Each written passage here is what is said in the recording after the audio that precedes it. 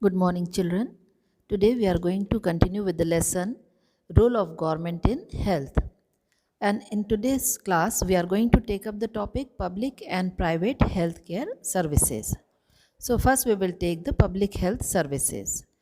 Public health services are the hospitals which are run by the government. And all these hospitals they work as a chain and they provide treatment in rural as well as in urban area.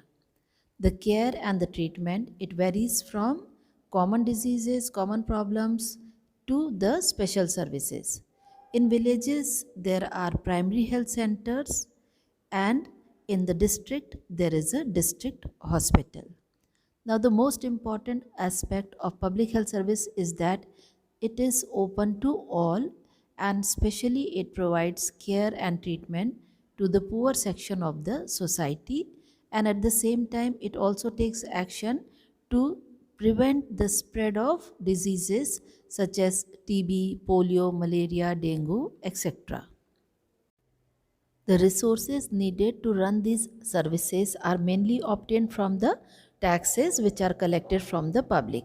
So we can say that the government is safeguarding our right to life.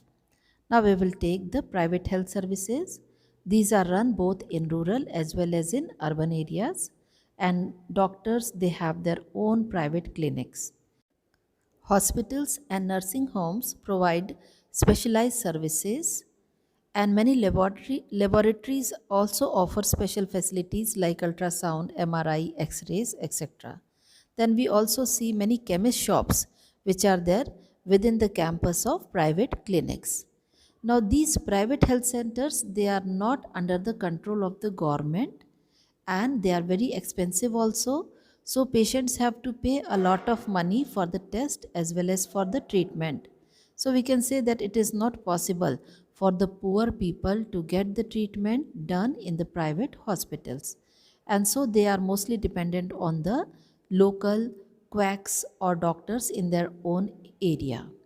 Today, what we see that the private sector, especially in the health services, have developed a lot, and we see many big private hospitals. They are dealing with various kinds of disease. But the only problem is that they are very expensive, so costly that poor and weaker ones cannot afford a treatment in these hospitals. Now we come to the topic healthcare and equality.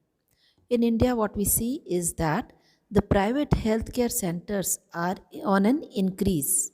Now, these centers they are mainly concentrated in the urban area and they run mainly for the profit. They are very expensive also, and very few people can afford the services of these hospitals.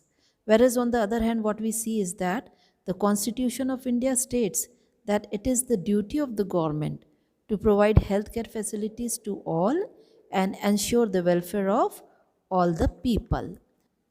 The health facilities in India are not adequate or evenly available to all.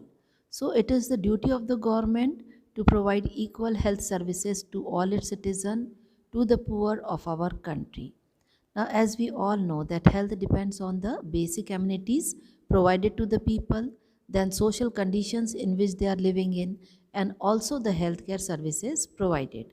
So, it is important to concentrate on all the aspect of health to improve the health scenario of our people.